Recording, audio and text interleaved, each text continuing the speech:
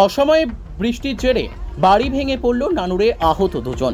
গতকাল থেকে অবিশ্রান্ত বৃষ্টিতে নানুর বিধানসভার চারকল গ্রাম অঞ্চলের মুরুন্দি গ্রামের গতকাল রাত্রে কাদু শেখের বসত বাড়ি ভেঙে পড়ে। পরিবারের দুজন সদস্য গুরুতর আহত হন। আহতদের মধ্যে একজন কলকাতা পিজি হাসপাতাল, অন্যজন বোলপুর মহকুমা হাসপাতালে চিকিৎসাধীন অবস্থায় রয়েছেন। আজকে অসহায় পরিবারের পাশে বীরভূম জেলার সভাধিপতি কাজল শেখ পরিবারের পাশে থাকার প্রতিশ্রুতি দেন এবং নিত্য প্রয়োজনীয় খাদ্য সামগ্রী তুলে দেওয়া হয় পরিবারের হাতে। কাজী আমিরুল ইসলামের report, S news Bangla. Sir, আজকে আমরা সকলে জানতে পারলাম যে বৃষ্টির জন্য একটা বাড়ি এখানে ক্ষতিগ্রস্ত হয়েছে নানুর বিধানসভাতে। কি সিচুয়েশন ওখানে, আপনারা গেছিলেন, কি করবেন? নানুর বিধানসভা চারকল গ্রাম পঞ্চায়েতের অধীনে মুরুন্দি বলে একটা গ্রাম, সেই গ্রামে 4 কামরা বাড়ি, নিচে 2 কামরা, ওপর 2 কামরা মাটির বাড়ি। সেই মাটির বাড়িটা এই প্রবল বৃষ্টিপাতের জন্য রাত 12:30টার সময় হঠাৎ সেটা ভেঙে যায় এবং দোতলার উপরে, অর্থাৎ সেখানে একটা বাচ্চা মেয়ে, যার নাম হচ্ছে রেশমা খাতুন, যে মাধ্যমিক পরীক্ষা দেবে, বয়স 15 বছর, এবং তার ভাই বরকতুল্লাহ শেখ, তার বয়স 7 বছর, সে সপ্তম শ্রেণী সেটা পড়ে। এই দুজন কঠিনভাবে ইনজুরি হয়। বরকতুল্লাহ বর্তমানে সেনা হাসপাতালে চিকিৎসাধীন আছে এবং রেশমা খাতুনকে বর্তমানে পিজি ট্রান্সফার করা হয়েছে। তার অবস্থা খুবই আশঙ্কাজনক অবস্থায় আছে এবং পরিবারের সমস্ত সম্পত্তি, প্রপার্টি যাই ছিল সব মাটির তলায় চলে গেছে।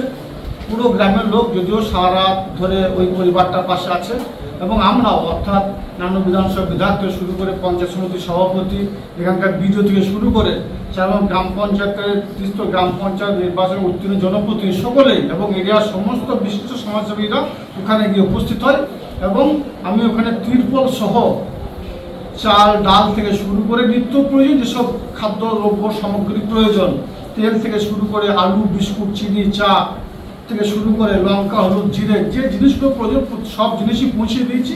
1 মাসের খাবার কমসে কম ওই পরিবারটার কাছে দেওয়া হয়েছে এবং পরিবারটাকে আশ্বস্ত করা হয়েছে, কারণ তার বাবা এখানে আছে, মা তার বাচ্চাটাকে নিয়ে কলকাতার উদ্দেশ্যে রওনা হয়েছে এবং ওখানকার আমার যারা জনপ্রতিনিধি আছে তারাও সঙ্গে গিয়েছে পরিবারটার পাশে। এখন পর্যন্ত যেটুকু আমাদের কাছে খবর, যে পরিবারটাকে চিকিৎসার জন্য কলকাতার একটা সরকারি হসপিটালে ভর্তি করা হয়েছে এবং ওখানকার যে রাজ্য নেতৃত্ব সব দিক থেকে সহায়তা করেছে, খবর আমরা পেয়েছি এবং প্রতিনিয়ত খবর রাখছি। যদি পরিবারটা আর অন্য কোনো দিক থেকে অসুবিধা হয়, সেগুলো সব দিক থেকে সহায়তার হাত আমরা বাড়িয়ে দেবো, এই অঙ্গীকার পরিবারটার কাছে করে এসেছি। যদিও ব্লক সমষ্টি উন্নয়ন আধিকারিক সাহেব তিনিও ব্লক থেকে গিয়ে ওই পরিবারটাকে বিভিন্ন দিক দিয়ে হেল্প করে এসেছেন, সেটা অর্থনৈতিক দিক দিয়ে করেছেন এবং যেগুলো নিত্য খাদ্যদ্রব্য সামগ্রী সেগুলো দিয়ে এসেছেন। সর্বদাই পরিবারটার পাশে আমরা আছি, এখনও আছি, গ্রামের লোকও পরিবারটার পাশে আছে। উদ্ধার কার্য চলছে। পরিবারটা ওই মাটির নিচে এখনো অনেক জিনিস রয়ে গেছে, যেমন কিছু সোনার জিনিস ছিল সেগুলো পাওয়া গেছে, টাকাগুলো পাওয়া গেছে। এখনো বাড়ির প্রপার্টি যে দলিলপত্র সেগুলো মাটির নিচে রয়ে গেছে। ওইটা নিচে থাকার জন্য এখন রিকভারি করা হচ্ছে না, প্রচণ্ড বৃষ্টিপাত। সেই জন্য পুরো বাড়িটাকে আমরা ত্রিপল দিয়ে ঢাকার ব্যবস্থা করেছি, যাতে নিচের জল, মাটিতে নিচের যে বিষয়গুলো যেগুলো আছে, যে প্রপার্টি অর্থাৎ কাগজপত্র, সেগুলো নষ্ট না হয়। সেই জন্য আমরা সব রকম সহযোগিতা হাত পরিবারটার পাশে বাড়িয়ে দিয়েছি এবং গ্রাম থেকে, অঞ্চল থেকে, ব্লক থেকে, জেলা সকলেই ওই পরিবারটার পাশে আছে। আমাদের কি রেস্কিউর জন্য কিছু ব্যবস্থা করা হয়েছে?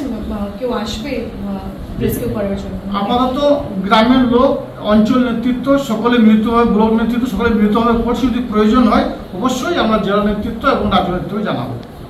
ঠিক আছে স্যার, কিছু বলবেন?